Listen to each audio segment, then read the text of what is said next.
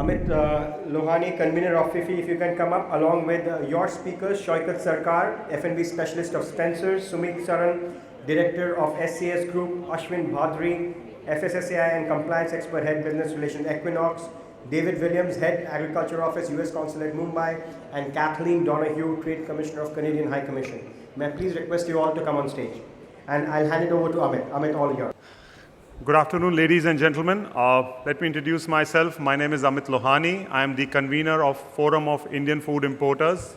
We call ourselves FIFI. We represent food importers in India, and we somewhat call ourselves the voice of the Indian food importer. We are the apex body which is handling and trying to promote food imports in India.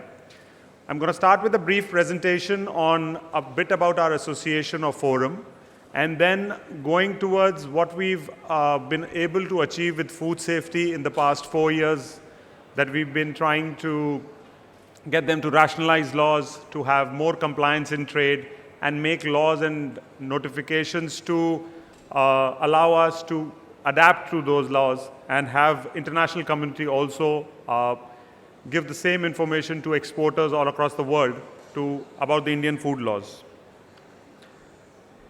We consist of 127 members from a pan-India base. These include majorly importers of food, processed foods, plus what we also have is trade bodies and trade commissions which are on board. The current turnover or the buying power of this group is about $150 million US. We represent nearly 800 brands from over 52 countries all across the world. So we are a substantial chunk which is there in India. Our core objective is to, as I said a brief while ago, that it's all about promoting, encouraging the food imports in India, assisting importers in getting the right kind of products in India, educating them on the food laws, helping them in strategizing import policies. We work with all the departments of the government, ranging from legal metrology, Ministry of Consumer Affairs, the food safety, which is the discussion all about, and we want to align with them in as much possible way as we are trying to do. The food importer community has always been bifurcated. You would not find an importer association anywhere in the world. I have not seen many importer associations anywhere in the world. What we find is a unique thing, because importers normally are fighting with each other on a day-to-day basis. They're competing with each other. They are fighting for space. When it comes to a retail store, they're fighting for brands. They are trying to capture as many brands as possible to bring to India. But what we have done is we've created this platform where, at least on the platform, what we are able to give is this united front where importers sit on a single table and discuss their issues and concerns, and rather than fighting on individual battles, we take the trade issues and take it forward with the government agencies. We have been circulating a lot of statistics on what's happening in terms of the food in India, what are the numbers, what is the growth story in India. If I give you the current scenario, international food is growing at anywhere between 20 to 25% in the trade. The category benchmarks have been created by products like olive oil, which is growing at about 60%. And what we foresee is that olive oil is going to grow at 50% for the next 5 years at this point of time. So the growth story is quite intact in India. So even after the currency devaluation, we still find that the growth story is there. What we also try to encourage is fair trade practice, because of, yes, we always keep on telling our importers that there are certain bad apples in the trade who take measures which were not right for India. I don't suppose now members or importers are trying to push in bad products, substandard products in the Indian market, because the consumer has become very educated, he's matured, and he's understanding each and every product in the Indian scenario. What we offer to our members is legitimacy from trade. What used to happen was anyone who with the IEC code used to call himself an importer. Anyone who imported one pallet of a certain product of food called himself an importer. Anyone who brought in a shipment from Dubai or Singapore, a trading hub, called himself an importer. what we call ourselves is we have certain benchmarks which everyone needs to adhere by before we take him in our association and take the fight forward for these importers. We allow everyone to voice their opinions. We allow members to come up and discuss their issues. We try to take the opinion of each and every member and try to put forward the fact that the trade in itself needs to be united to fight these bodies. At the end of the day, it's not even fight. I would not call it a fight for that matter. It's basically trying to align ourselves with these bodies and try to take the measure wherein the trade is encouraged and we increase our food, the spectrum of food in India. The international food needs to come in India and it is required by India. So we can't come up with the argument that international food is not required in India. We see a lot of examples where domestic companies have taken a leap from whether it is pasta, which ITC is producing, or for that matter, the Kraft Oreos, which now has been produced in India. So we see a lot of these products, which are international products, were there in the market for a long period of time, but now have been produced locally in India.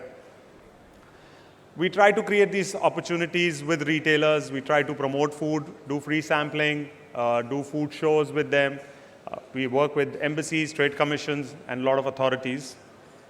We also try to update our members on the new laws, because what is happening is that the food safety or the other departments like Ministry of Consumer Affairs and Ministry of Animal Husbandry, they keep on updating their laws, and members were not aware of these laws.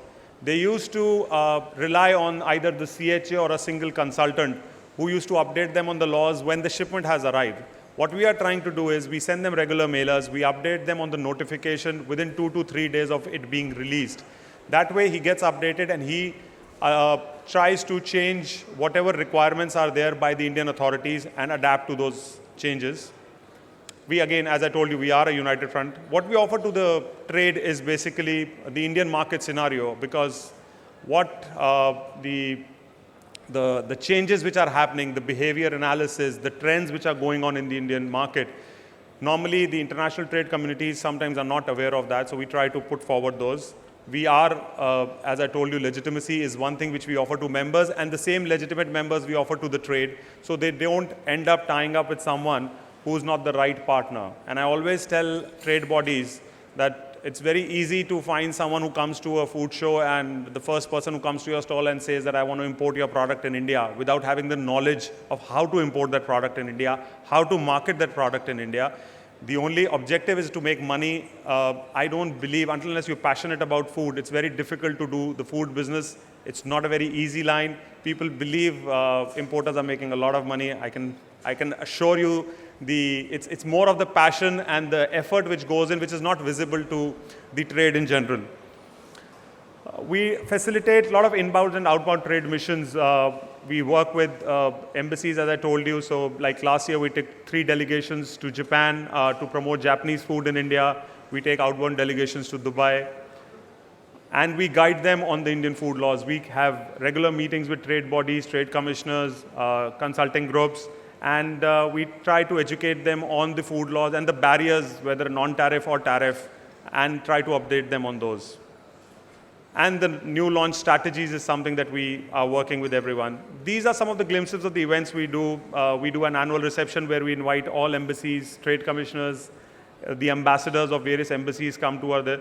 We participate in 2 food shows. We partner with only one, which is the FGFI. The other food show that we do is called Ahar, which is in Mumbai, which is in Delhi, I'm so sorry.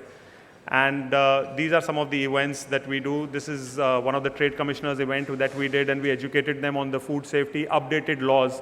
This was in November this year. Again, this is last year food show. I'm going to leave these. Okay, let's talk of the current scenario, what is happening in the trade at this point of time. What we see is that the trends are changing. People are demanding more and more international food. And what we see is that the number of importing countries from which India is importing has gone up tremendously. So we see a change in the perception about international food. We are finding countries from South America, which were never captured by the Indian imagination. We never knew much about the South American countries. We see them coming down. New Zealand has come up. We see these countries which were not there on the Indian map. are now coming to India, trying to focus their energies and synergize with Indian importers to bring their products in the Indian market. As I told you, New Zealand, Ecuador, Colombia are some of the countries which we've worked with and are working with and plan to bring more and more products and increase their footprint in India. The current scenario in terms of the percentage in international categories, I've told certain categories which I told you are growing. Olive oil is one which is growing at that category. Pasta is growing tremendously. Seafood and meats, I'm amazed to see the demand for international seafood. Basa, as everyone knows, has changed the way people eat fish in India. It's one of the most subtle fishes which can come. It's an odor-free fish and packed, and the price points are phenomenal. It's much cheaper than the local sole that we get over here. The confectionery industry is growing at about 35%, and we find that the growth in the snacks and confectionery industry in juices is phenomenal, and the demand for these products is growing in even the smaller cities where the network is not there for us to distribute most of these products, but still we find them.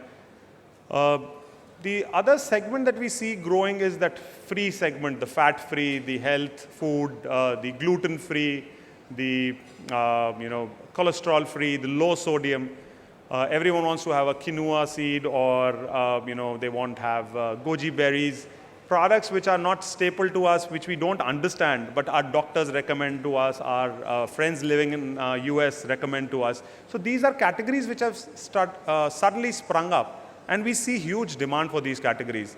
I would still not call that the demand is to suffice the complete, it would cover the whole country. But the pockets of affluence, whether in Delhi, Mumbai, Punjab, Gujarat or South, those pockets of affluence want to buy these products and consume them and make them their regular meals. As I told you, we have a pan-India footprint. We have, preferential access to food safety is something, I don't know whether it's preferential or not, but yes, they do give us the ears, and we try to go and tell them that what's going on in the trade. How much they agree with us and how much they disagree, I'm not sure about. But at the end of the day, we are a pressure group which keeps on pounding on their doors every 10, 15 days and keep on telling them this is going wrong and this is what they are doing is not helpful for the trade. We are also part of the implementation team in the food safety. These are some of the achievements that we've done in the past 1.5 years since food safety has become super active. I would call them super active because they're taking out notifications every week. But when you talk of updating their law books, they're not doing that. So it is only in terms of imported food that they're focusing on.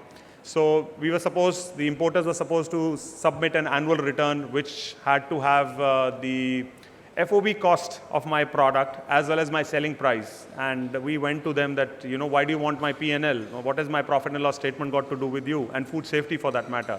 They did not have an answer, so they abolished that. The food safety logo and number was to be printed on each and every product, and it was mandatory, which was again a regime which we could not understand and could not contemplate that any exporting country, whether US or Canada, is going to put food safety logo on their product, which is supposed to be coming in India.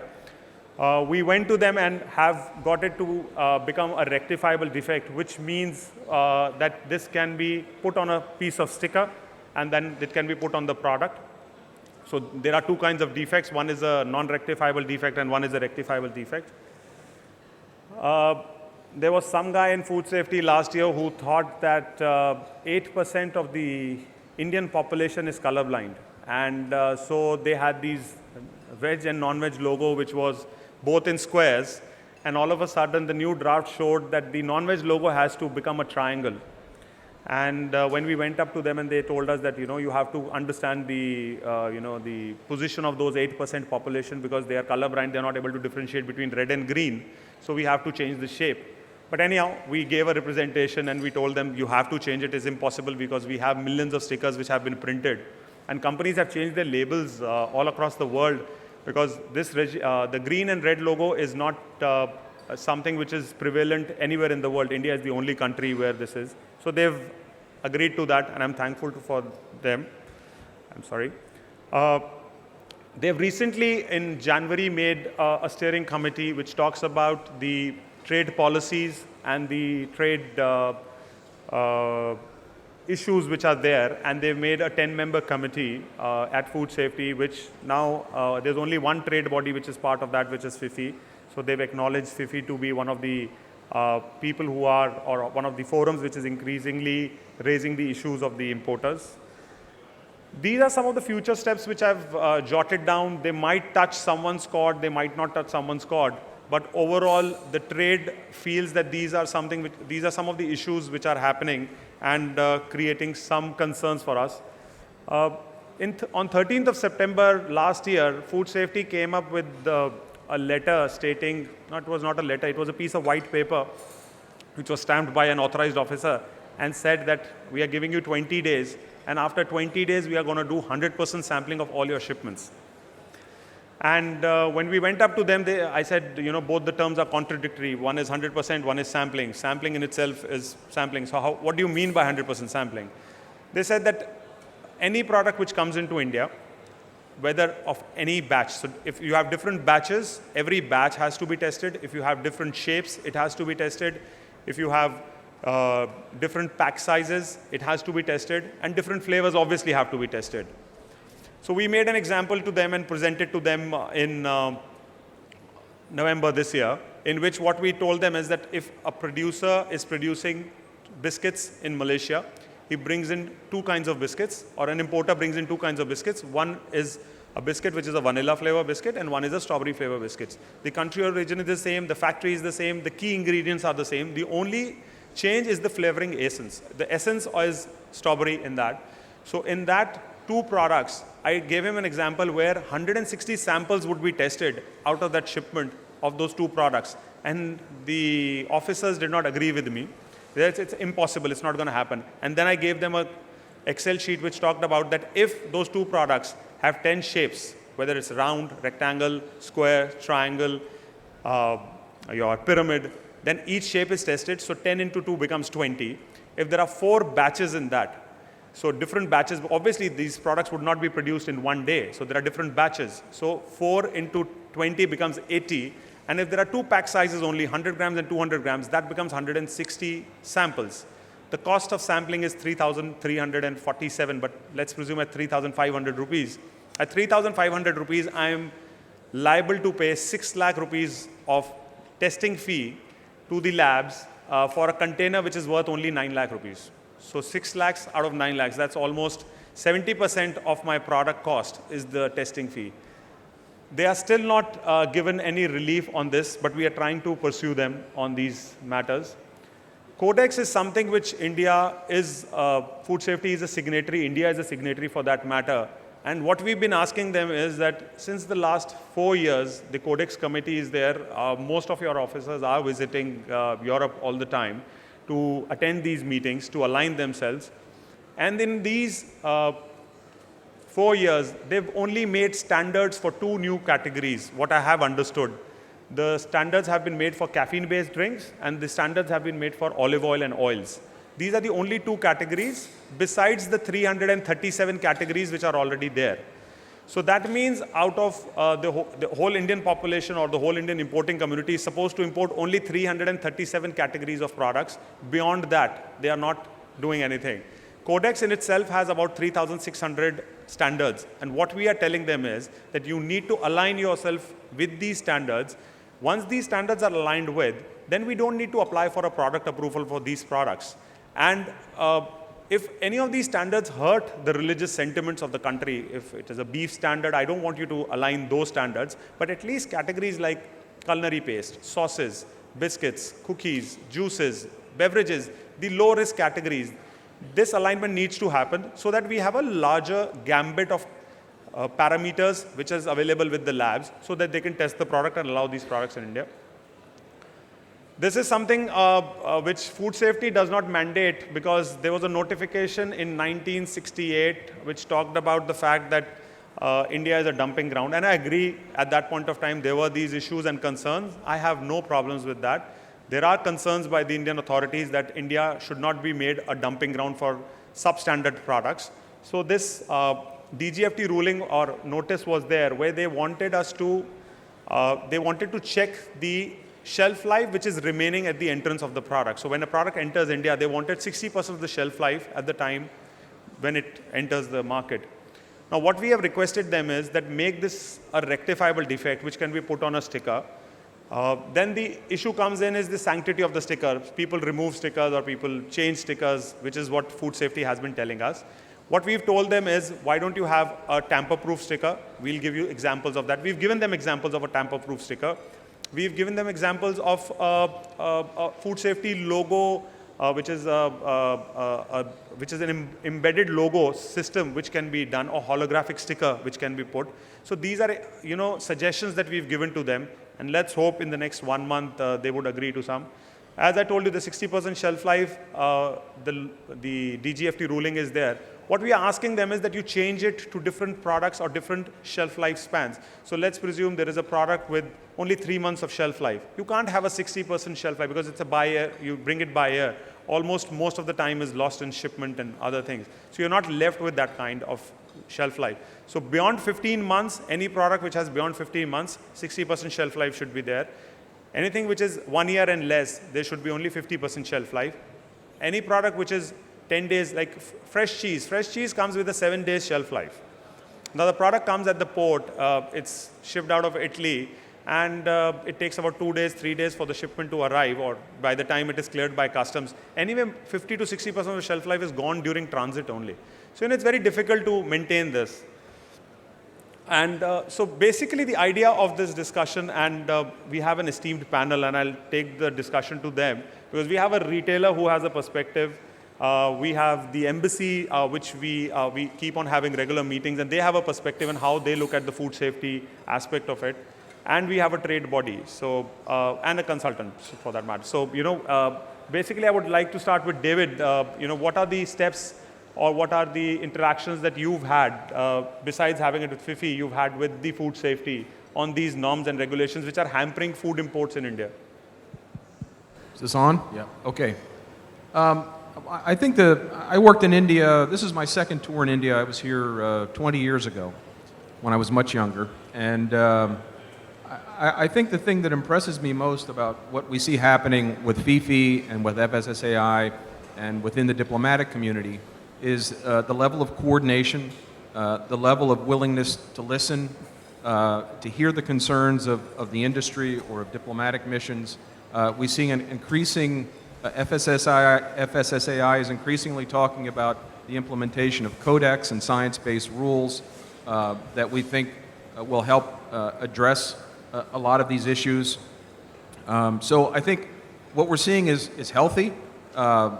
In many ways, this is the way things often work, in that parties with similar interests and objectives work together to achieve an objective and tell their story.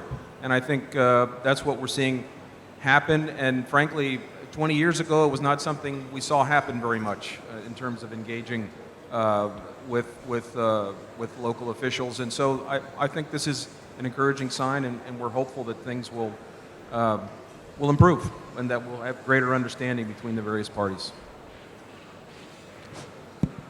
Thanks, David.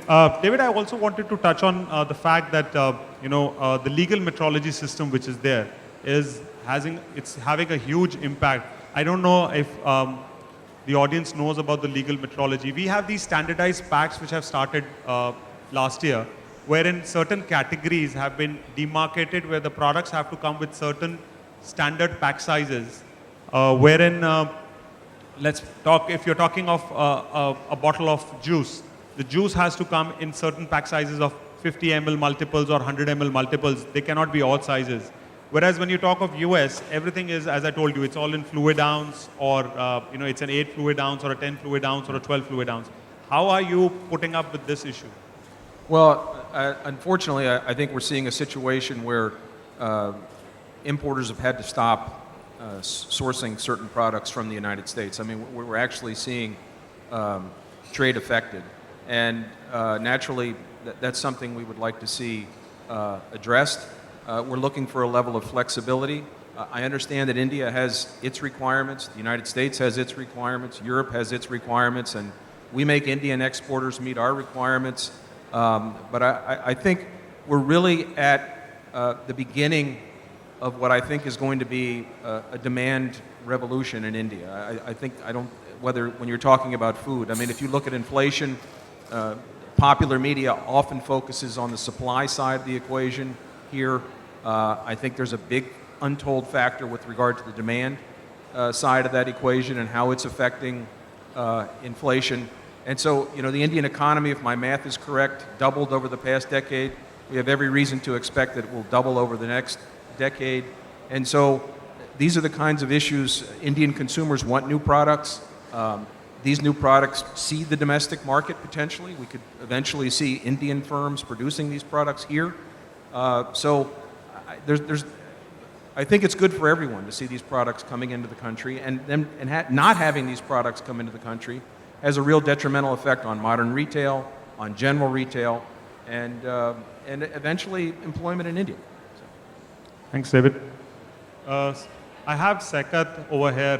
When we talk of modern retail, they are one of the largest players in the modern retail industry. How has the food safety norms impacted the supply chain at your stores? And what are the measures that you guys are taking to not allow products which are in compliance with food safety regulations? Right. To tell you the fact that food safety is of absolute priority for us, there is no doubt about that. And in some cases, if you find the intention of the body probably, to make India as a country where food is safe for our children, food is safe for all our consumers as a whole. So I think that's a welcome step. But the implementation is an issue which we are finding, and in fact, FIFI is doing a great job in getting things done, not only for themselves, but I think majorly for the retailers. That's a very big support, in fact, at any point of time. But definitely, I mean, this kind of implementation, the way it is happening currently, has affected us a lot.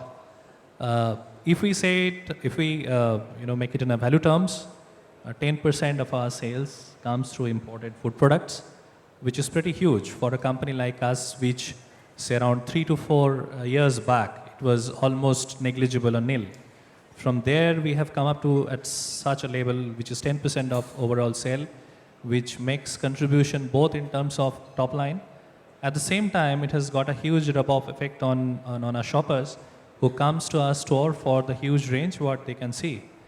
And when they're coming to our stores and finding empty shelves in the section where we generally keep our imported products in a separate way, or the gourmet sections what we have in some of our stores, that is a huge effect what we are facing.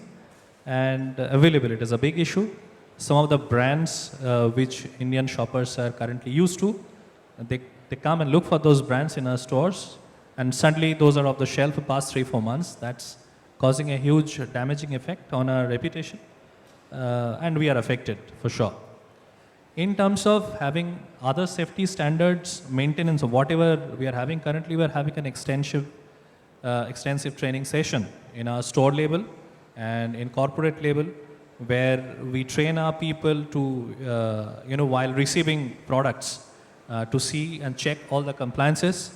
We take our legal team extensively to get involved in these issues. There are continuous communications which keep on happening, both in terms of hard copies and soft copies. And I think that's a kind of corporate culture what is getting developed in our company, where safety rules have become very, very important. I think these two are the aspects, right? So what I believe what you're trying to tell us is that the fact that there are consumer which wants these kind of categories and products to be brought into India. They are well educated, mature enough to understand the implications of what they are buying. But yes, food safety and these measures have brought in a certain bit of scarcity in the market because shipments have been returned and there are these things. I would like to take forward another question to to Sumit, talking about the fact that they represent a trade body which tries to promote international food or international suppliers and exporters from US, and they bring them in India to market their products. What are the kind of questions these guys ask you? Because as an importer, whenever I go to my exporting side and tell them that these are the changes in the law, And after 3 months, again, I go to them and tell them, now these are the changes in the law. And after 3 months, again, I go and tell them that these are the changes. They get somewhat disillusioned and say, maybe India is not the right market for us. So this is the kind of sentiment which also prevails over there, or you try to convince them in other ways? Well, we have tried to convince them for the last 10 years, and I think it's come to a point that India is beginning to now lose its sheen. The whole story that India was and the whole potential that this market is. Somehow I feel, and pardon me if I am a little harsh, but there are certain points that as a company we work closely with the imported food community. I don't trade, I don't buy or sell, but I work with people who buy and sell. And so we watch this imported food space very closely. And some of the things that have happened in the last few months, I have to say we are going totally wrong. We're going absolutely wrong. Safety of food is a non-debatable. Who can debate safe food for India? But what really bothers me and what really hurts me is this fascination with safe imported food.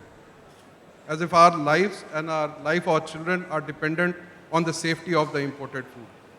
The biggest lacuna that I think is there in FSSAI, and I don't know if our words will ever travel to FSSAI, or maybe I'll look upon you to get this word out to FSSAI. But what I understand, and correct me if I'm wrong, but my understanding of FSSAI is that any primary produce is not in their gambit, which means the fruits and the vegetables, which are the key ingredients for the processed food industry, is not in their gambit. So if I can say in Hindi, कि जो pasta तो मैं खाता नहीं, उस पे तो label पे लेबल है. जो भिंडी मैं रोज खाता हूँ, I have no idea what is happening to that. And for my foreign guests, what I said that, I hardly eat pasta, but I have all kinds of label on that pasta. The okra or the brinjal or the potato that I'm getting made in my home every day, I have no idea what is happening to it. And what I'm telling you, that there is something seriously, drastically wrong happening to our food. The day all this, let me not say nonsense, but all these things were happening with the legal metrology and ounce and pounds and triangles and squares. By the way, on the triangle, while you're working on the triangle, might as well do one in Braille. Okay, because tomorrow they can change it. You just worked about 8% color blind. What about the blind? So we got to be, but the day this was happening, that same day, 65 children in my state in Bihar died because they were fed pesticides. That's the resource, that's the area where we need to put our resource and our heads in. Of course, imported food will follow a part, and we'll all willingly follow that path. But unless you get primary food in the mandate of FSSAI to regulate, you don't have to do. You go to a Vashi, you go to a Azadpur and see what level of hygiene and what level of food security and food safety exists. And here we are saying pasta and such small products, which is, given the custom and the data scenario and the import regulations, no importers fights on the base level. They are all targeting the upper middle class.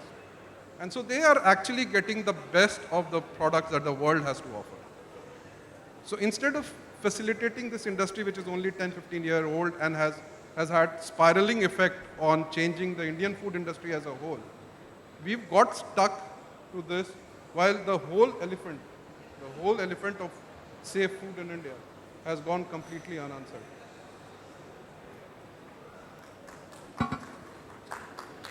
Thanks, Sumit. I feel the same pain and anguish when I go and meet them and hear the arguments that they give me on food safety.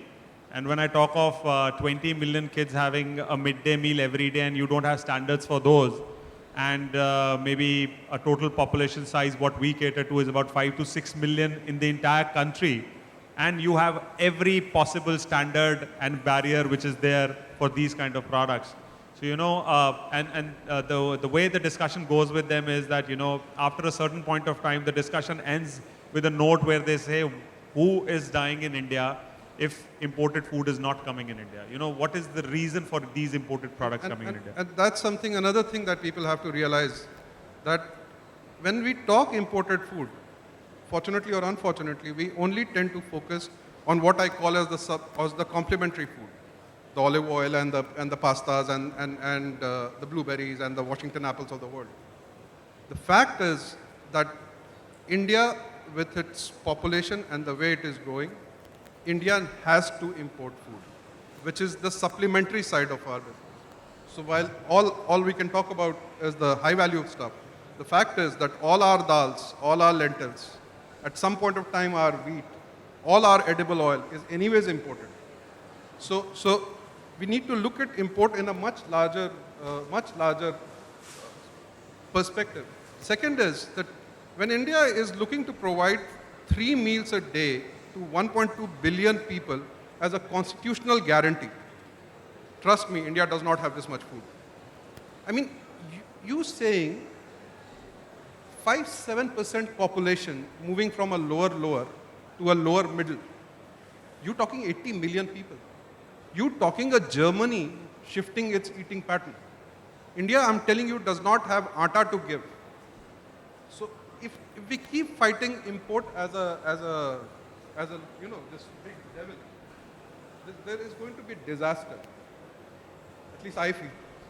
No, I agree with you. In fact, to just give you a brief to the audience, if you're talking of 100% of food imports in India, 95% of those food imports is commodities. So your lentils, your fruits, everything. Only 5% is processed food, meats, dairy. Out of that 5%, 3.5% is the confectionaries, so the candy, the gums, the juices. 1.5% is the total imports of these pasta sauces, herbs, spices. So you know what the focus of this food safety is. I in fact had an argument with one of the officers when I told them that are you doing 100% sampling on each and every outlet or each and every factory which is there in India. They said no, these guys keep a batch of the products that they have. I said if you don't do that in your local industry, which is produce for almost 99% of the Indian population or 98% of the total population, and you're just focusing on that 1 or 2% who is trying to go to that supermarket, has an aspiration to go and try a new cuisine or try a new food. If you're just trying to tap on those and tell them that, you are not allowed to have this product, there are a lot of categories which cannot come to India. We still don't have olives being produced. Yes, people are trying to produce olives in India, but at the end of the day, there are no olives in India. There is no olive oil in India.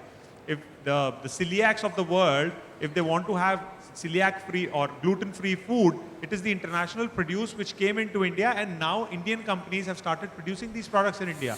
So as an importing community, we always tell them that we create these benchmarks after which the Indian companies try to up their categories or try to attain those products and the flavors and the profiles and try to take that forward. I would like to take Kathleen's view on that. I know Canada does a lot of lentils and dal. So when we eat our dal, we don't even know it's coming in from Canada. But anyway, it's imported. We don't call imported dal anyway. So, but how do you take it? Because processed food is still not a big thing over there, which is coming in from Canada. A few maple syrup companies are working in India. But yeah. How has food safety impacted trade between? Yeah, to touch on your pulse fact, at any given time, probably 1 in 5 servings of the dal you're eating is coming in from Canada. When you talk about the whole debate about import indigenous, we see ourselves and we position ourselves as a trusted partner in India's food security needs. And we take that very seriously, not only from a trade perspective, but also encouraging our companies to invest in processing capacity here, to also invest in research and development with institutional organizations, university community here. But maybe stepping back from that, first off, I'd like to thank FIFI, because I do think that the Forum of Indian Food Importers is playing a very important role. And I say that because there is a lot of opaqueness around the regulations and around how those regulations are applied. And so that, you're playing a very critical role, I think, by being that forum amongst the importers, but the extended community. And, I think it's in everybody's interest to support and promote a legitimate fair trade amongst the importer community, amongst the retailers. As a retailer, I'm sure you have no interest, in fact, in not meeting your consumers' expectations and not having a gap in food safety or meeting what they expect when they come into a store. And I can say that as a representative of a foreign government, I have no interest too when we're asked by our exporters to provide them advice. I want to make sure that the importer that they're working with is a legitimate importer, and that their brand will be respected, that they're in this for the long term. And on food safety in general too, I mean, food safety is a global issue. Frankly, it's not just India that, yes, open the doors to foreign imported food products, let's say in the last decade, but the whole industry globally has changed, where, in Canada and elsewhere around the world, we're seeing products come in from everywhere, and only in the last decade have we had some significant food scares. So we've had to make our own changes, and we've updated our Food Safety Act, because it wasn't too long ago, only a few years ago, when we had one of our big food safety scares, that we realized, hey, we have the name and phone number and address of the Canadian importer, but that importer doesn't seem to have on file who their exporter is in that other country, and now we have this problem, and we can't seem to trace the source of this ingredient. So we've had to rethink things. And let's be fair, being a regulator is not the route to a popularity contest, right? It just isn't, right? Nobody likes the regulator. Everybody always seems to be calling for less regulation, whether it's in their lives or businesses and so forth. And so I appreciate that. But also let's, look to the future. And I think what we're saying is, let's ensure transparency. Let's ensure open communications. And also let's look at, in fact, where there is strength in actually having a dialogue. So for example, Canada is involved right now in an FAO project to develop an import, a food import guide, which is geared towards helping the international community, those who are updating their food safety import regulations, who are new to developing these processes, on some of the best practices, and taking from that. And by extension, what I would like to encourage with the food safety standards authority is, in fact, a dialogue. So when it comes to, for example, sampling, we have over time built up quite a bit of work looking at how to develop a risk profile, because it is a huge challenge if one thinks that 100% testing and sampling can actually be done, and why would one do that in terms of the resource capacity? Because that's a huge drain on resources. So how does one develop a risk profile around certain products and decide that okay, these products or these product categories represent very low risk, so we're not going to spend a lot of time doing a lot of sampling testing, but there's some of these other products that seem to in fact pose a greater risk, and that's not something that sort of gets pulled out of a hat. There's scientific basis for developing these risk profiles, and I think it's one area where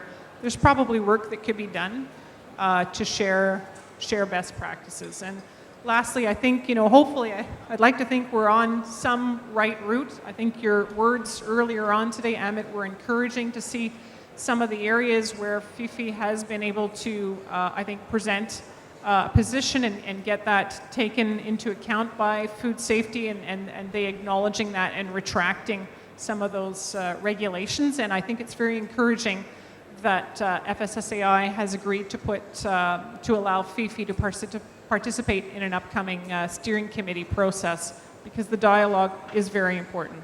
So thank you. Thanks, Kathleen. I couldn't agree with you more on with the fact that the sampling process. We at FIFI have given a lot of representations to food safety to work on the risk-based analysis of a product.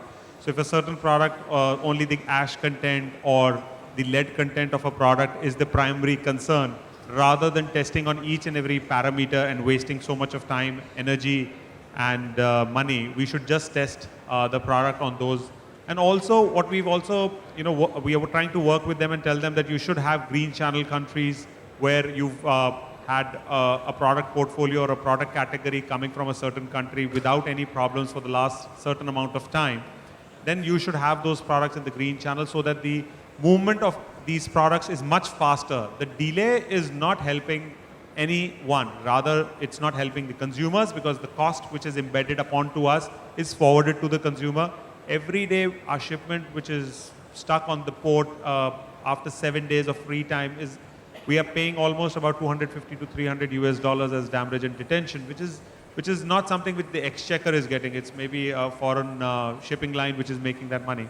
But from that to food safety, I would now take it to our friend from Equinox and try to see what is his perspective, and hope he's not the target of food safety or anything, So let's hear his perspective on this.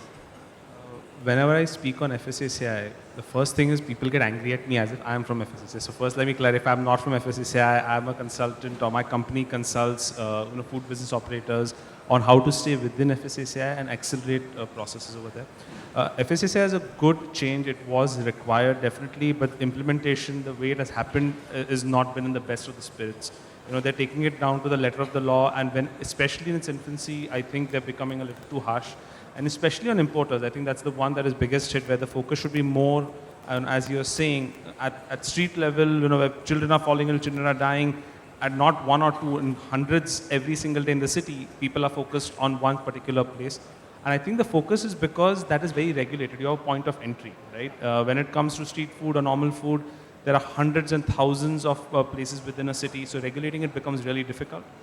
That being said, I think the biggest problem today is product approval. I mean, for the import community is product approval, and the amount of time that it's taking is absolutely ridiculous. I have customers who've applied 1 year ago and still not received approval. There's absolutely a black wall that comes up. When you ask what's going on, there's no reply. And I think that's the most frustrating part. I mean, if a process is going to take time, and if they tell you, hey, it's going to take 6 months, you can account for it. But if they say it's going to take 60 days, and for 6 months, 1 year, you don't hear back, you follow up, there's nothing, I think that's really being unfair. So the part that we play over here is we help make sure that this process moves a little faster. That's our little contribution to the industry. But we are not able to reach everyone, and the industry is frustrated. Every new importer, we deal a lot of new importers also, at 3-6 months down the line, I always hear this one sentence: if I knew about FSSAI before, I wouldn't have gotten into this now. It's actually killing the industry from growing. I mean, the larger people can sustain it, but the new people entering the business, it's absolutely killing them. If they had a chance to get out, they would have gotten out by now also. And so that's very unfortunate. One good thing is, organizations like FIFI and many other influential bodies who can influence FSSAI are doing their level best to do that. We also have dialogues with FSSAI and local FDA, to bring around some changes. The good thing is they at least hear us out. Smaller changes are being implemented. The speed could be something that is desired. It does take time for changes to come along. But, changes are happening. I'm very sure in the next 3 to 6 months, the import industry will see a big relief coming in. There are a few people, who are keeping the grip a little too tight. He knows who I'm talking about. But hoping they see what is the impact that they're having on the industry, and they're actually suffocating that industry. And I have hundreds of customers who have sent back the product. The product has come, waited on the shores for a long time. Nothing was happening. They had to send it back. And it's huge losses. And finally, these losses on all these extra expenses are passed on to the consumer. So this is not really helping the consumer. And if a product is good enough to be sold in US, good enough to be sold in Europe, good enough to be sold worldwide, I don't think we need to again scrutinize it from scratch. Yes, you should do testing, we should do partial testing, definitely, but a product that has been sold for the last 20 years, I don't think we need to recheck every little aspect of it and have it pass. So I'm hoping that those laws get relaxed a little bit and trade moves a little faster. Thank you so much. The idea for food safety is coming up is, and what we are trying to tell them is that when you test samples, the concept should be that is the product risk-free? Is the consumer at any kind of risk by eating this product? Is the product fit for human consumption? That should be the main domain of FSSAI. What they are focusing on is the label. 99.9% samples which are rejected by food safety on international categories is on the labeling bit.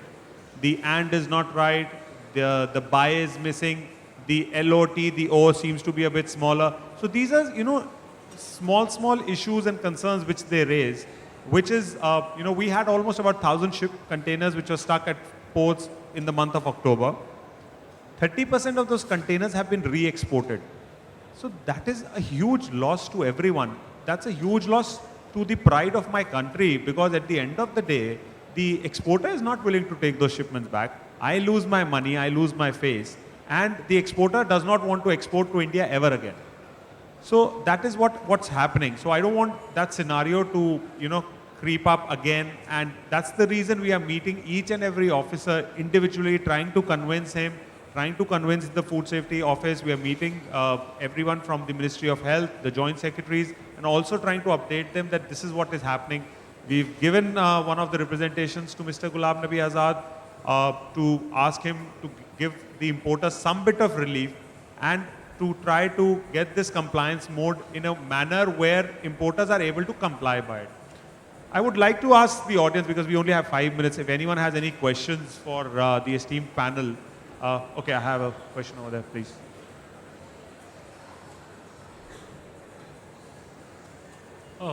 I am Chirag Sajdev. So we've been talking about, import guidelines and how harsh FSSAI guidelines have been on imports. But isn't the domestic supply chain also under the purview of FSSAI? The groceries, the restaurants, and how strict are those guidelines? And why is it that importers feel it's harsh while the local ones are complying, the domestic supply chain is complying to it?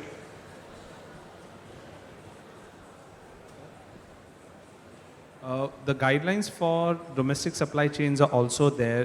They are also stringent. The only problem is it is not as regulated as imports, because imports, there are certain points through which all the products will flow through. Unfortunately, in India, let's say restaurants, there are hundreds of guidelines for restaurants. Half of the guidelines may be followed, half of the guidelines are probably followed but not documented.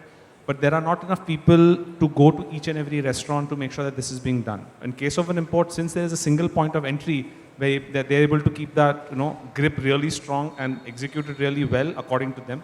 But I think the focus should be absolutely more on the restaurants, because see, today a lot of food poisoning happens not by imported products, it happens in live cooked food, not through packaged products. It is through live cooked food that people fall ill. It's because of cross-contamination that once, let's say, in a restaurant we make pasta. We've been talking about pasta, so I'm going to use an example of pasta. The best of the pasta, let's say, got from Italy, you got all the ingredients from all across the world. They're in their pristine shape. But as soon as you open it and the chef who's making it, or in a 5-star a chef makes it, in a local restaurant, there'll be some junior guy who'll be making it. He doesn't follow basic hygiene. People fall ill. Nobody even knows about it. Let's say 10 of us go eat at a restaurant, different tables, and all of us fall ill. We don't know that we all fell ill because of that restaurant. It's only when something happens in school, because suddenly half the class is not there. Something happens at a marriage because everyone is related. Food poisonings from these things actually get highlighted. And that's when FSSAI swoops into action or FDA swoops into action. But on daily checks, I think they're lacking behind. It's because of lack of manpower. And one more reason I've seen they're being very slow, is because last 2.5 years, they have still been in their informative mode. They're still in their training phase.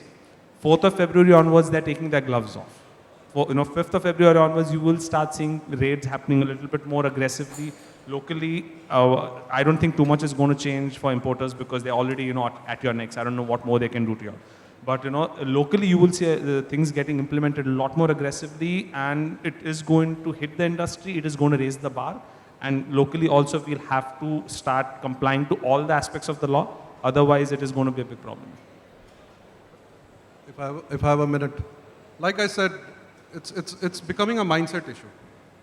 It's becoming a mindset issue where India is coming into a very funny situation where we are almost at the verge of saying that, come, welcome to India, invest in here, come here, welcome, we wish you failure.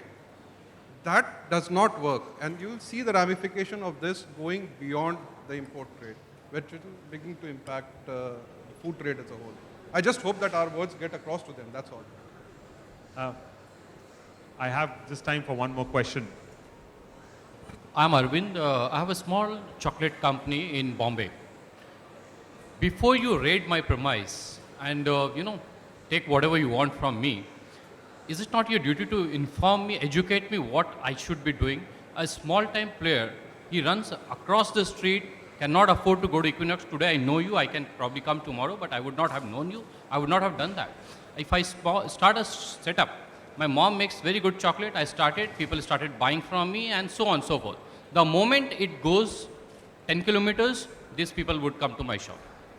How you are making, what are the ingredients, where is that product approval so-called, where is the composite food? I know nothing about all this. So how do we come across all this, understand where to go, get education? I want to abide by the law, do everything possible, but what is the law? Please educate me. They have to break away from this hurried mindset. There's some things just takes time. You can't have 9 women pregnant and have a child in a month. You have to wait 9 months. They have to go through this process. Suddenly they are on a firecracker mission. And that will impact, that's what I'm saying. It's beyond imported food. It will impact the Indian food industry as a whole. No, I think, see, what they want is that the onus lies on you. There is no onus on them. I have asked this question to them, that let's presume you release one of my shipments, which gets out after a lab report, which has given an OK certificate that the product is good for human consumption. The next day, the product is eaten by a human. He fell sick. Do you take any responsibility, or does the lab take any responsibility for that product? It is the importer who takes that responsibility. It is in the same manner that you are going to take the responsibility for the product. I'll ask Harshita to ask the last question actually. It's more of a comment. I don't know if people realize the labs that are testing our products are completely ill-equipped to do this. They do not understand the product. They do not understand what parameters they're supposed to check for. There are 40 different things that they're supposed to check and return back in 3 days. I can guarantee you the sample just goes to their house. There is no real testing happening. It's impossible to test that. So next time you're going to tell them to raid the houses of the lab guys rather than raiding the premises of a chocolate company. Get your act together before you roll out the act. They're not equipped. Mr. Dalmia wants to ask a single question, please.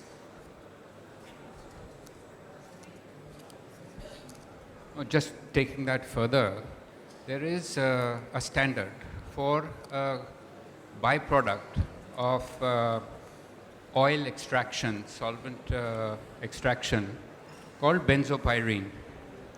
Now, in the EU, there is a standard that the level of benzopyrene in any solvent extracted oil cannot exceed 2 parts per billion. Benzopyrene is carcinogenic, so 2 parts per billion cannot be exceeded. North America follows the same standard. So we import canola oil from Canada, follows that standard. We import olive oil from Italy, follows that standard. There is no standard for benzopyrene in India. There is no standard in Codex for benzopyrene. So what happens now? FSSAI has to align with Codex. But Codex itself is an unwieldy body of 150 nations, and often they don't agree on good things. So we have to go to the next step and see individual standards existing in large trading blocks and adopt the desirable standards. But guess what? We brought this to the notice of FSSAI. They said, okay, we'll introduce this to Codex, we'll propose it, but there is no lab in India that can test for benzopyrene. And about 9 million tons of our oil is domestically produced. Most of it is solvent extracted. How do we know what is the level of benzopyrene in our domestically produced oil? It could be much more than 2 parts per billion. It could be totally carcinogenic. And we don't know, and we have no way to check it. And we don't have a lab in India that can test it.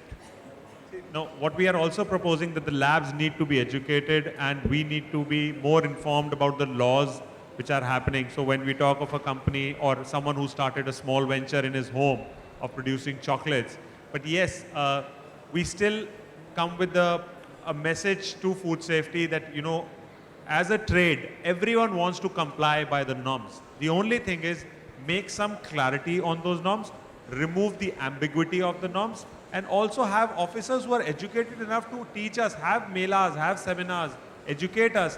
When your idea of a seminar is a diktat where you sit on a table and say, this is what you need to do. If you guys don't do this, we are going to come and raid your premises and close you down. If that is the kind of attitude food safety is going to have, then it becomes a big problem.